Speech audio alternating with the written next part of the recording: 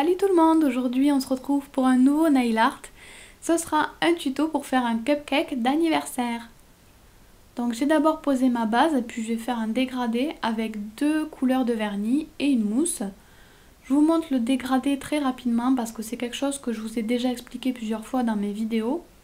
Donc j'ai mis les deux couleurs de vernis côte à côte sur la mousse, puis je viens tapoter tout doucement sur mon ongle en faisant de légers mouvements de haut en bas pour bien mélanger les deux couleurs. Ensuite j'attends un petit peu que ça sèche, puis je vais venir faire exactement la même chose. Je fais la même opération, je remets les couleurs sur la mousse, puis je tapote sur l'ongle, tout simplement pour avoir des couleurs plus vives. Pour mon motif, je vais utiliser plusieurs couleurs de peinture acrylique, un pinceau et un dotting. Donc je vais commencer mon motif, mon cupcake, avec mon pinceau et de la peinture acrylique rose. D'ailleurs je m'étais trompée de couleur de peinture acrylique, donc je recommence ma caissette avec le bon rose.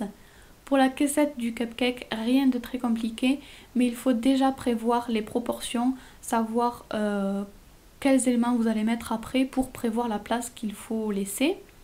Donc ensuite je fais pour le haut de la caissette un petit mouvement pour laisser la place à mon coulis en fait, que je mettrai après, vous comprendrez par la suite. Donc vous n'êtes pas obligé de le faire comme ça, vous pourrez mettre votre coulis par-dessus la caissette. Moi pour cette fois j'ai eu envie de le faire comme ça. Donc je remplis ensuite ma caissette en rose, je colorie tout l'intérieur de la caissette et je mets deux couches pour que ce soit vraiment bien uniforme. Ensuite je prends de la peinture acrylique marron et je vais venir faire mon gâteau et mon coulis en chocolat. Donc c'est là que je suis en fait le mouvement que j'avais fait tout à l'heure dans la caissette. Donc je fais mon coulis avec des petites gouttes qui dégoulinent par endroits. Faut pas trop en faire non plus parce que sur la caissette on va venir faire des motifs. Donc il faut laisser de la place en fait pour les motifs. Donc ensuite je remplis tout mon chocolat. Je mets encore une fois deux couches. Et ensuite on va pouvoir mettre le dernier élément de notre cupcake, c'est le glaçage ou la chantilly. Donc pour le cupcake, on peut vraiment faire des cupcakes beaucoup plus simples, des chantilly beaucoup plus simples. Mais moi j'en avais un petit peu marre de voir toujours les mêmes cupcakes. Donc j'ai essayé de changer un peu, j'ai fait un truc un petit peu plus complexe peut-être, mais qui change un petit peu.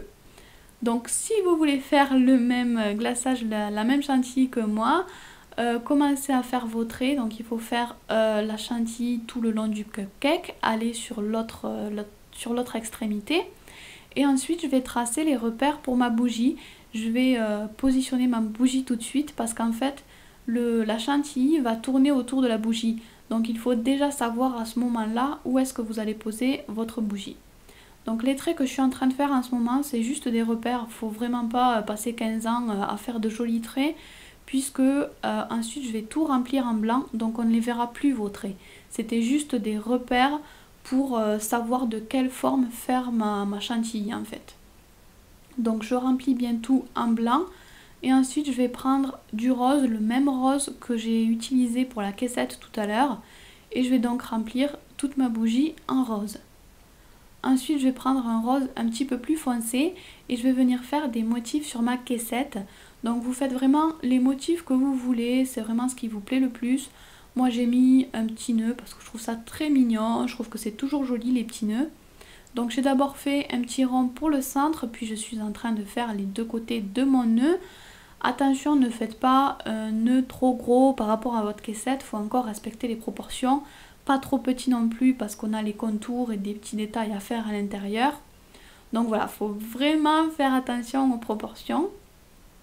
Et ensuite on va venir faire les petits rubans parce qu'en fait mon nœud va être accroché tout autour du cupcake. Donc le ruban part du bout du nœud pour aller à l'extrémité du cupcake puisque le ruban fait tout le tour du cupcake en fait. Ensuite je vais faire deux autres petits rubans mais très petits qui pendent du petit nœud. Et ensuite j'ai pris un dotting et j'ai mis la même couleur de peinture acrylique pour faire des pois. Vous n'êtes pas obligé d'ajouter les pois, vous pouvez juste faire le nœud ou juste les pois, c'est comme vous voulez vraiment. Et donc moi j'ai décidé d'ajouter des points tout autour. Donc ensuite j'ai pris de la peinture acrylique noire et je vais faire les contours de mon nœud. Donc je fais d'abord des petits contours assez fins. Puis je vais faire une petite goutte, une petite virgule pour faire le creux du nœud, l'ombre en fait du nœud. Et ensuite je vais faire des traits très fins pour faire les plis. Évidemment on fait exactement la même chose de l'autre côté, le creux, les contours et les plis. Pour les plis il faut vraiment que ce soit un trait très fin, sinon ça va cacher votre nœud. Et ensuite on continue comme ça à faire tous les contours du nœud, les contours du ruban, puis les contours du cupcake. Les contours du cupcake vous pouvez les faire un petit peu plus épais, c'est pas bien grave.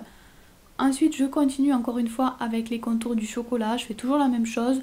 Pour toutes mes décos, je vous répète toujours que je fais les contours, mais vraiment je trouve que ça délimite bien tout ça, ça fait bien ressortir chaque élément. Ensuite donc on va passer au glaçage, le premier trait va être le plus important. Il part de l'extrémité, il passe sous la bougie, puis il remonte vers le haut. Donc ce premier trait est important puisque les autres vont un petit peu suivre le même mouvement en fait. Donc là je continue un petit peu mon trait, je suis ce que j'ai fait tout à l'heure. Puis je vais venir faire un deuxième trait qui donc va suivre le même mouvement que le premier trait que j'ai fait tout à l'heure, mais qui va juste s'arrêter un petit peu plus bas. Donc voilà, je continue comme ça tout le long de ma chantilly en faisant des traits qui remontent à chaque fois vers la bougie. Tous les traits vont venir rejoindre un petit peu la bougie. Quand je reviens de l'autre côté, c'est toujours la même chose. Je suis la ligne que j'ai fait pour le premier trait, on remonte puis on va vers la bougie. C'est toujours le même mouvement que le premier trait. Une fois qu'on a terminé notre glaçage, on va pouvoir faire la bougie.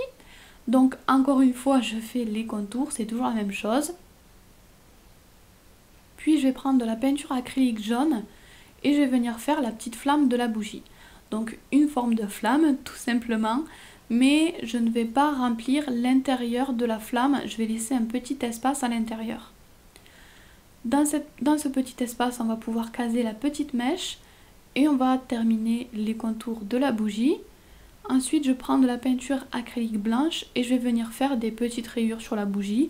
Vous n'êtes pas du tout obligé d'en faire, moi j'avais envie d'ajouter un motif. Ensuite, j'ai pris de la peinture acrylique orange et j'ajoute une petite touche de orange au centre de la flamme. Puis avec du rose pour commencer, puis du orange, je vais venir faire des petits points sur mon glaçage. Ça va tout simplement représenter les petites billes de sucre qui décorent souvent les cupcakes. Donc le cupcake est terminé, vous pouvez bien sûr laisser comme ça, avec le dégradé en fond, ce sera très joli. Moi j'ai choisi d'ajouter aussi des rayures, donc si vous faites comme moi, essayez de faire des rayures assez régulières, des rayures sur tout l'ongle qui passent derrière le cupcake.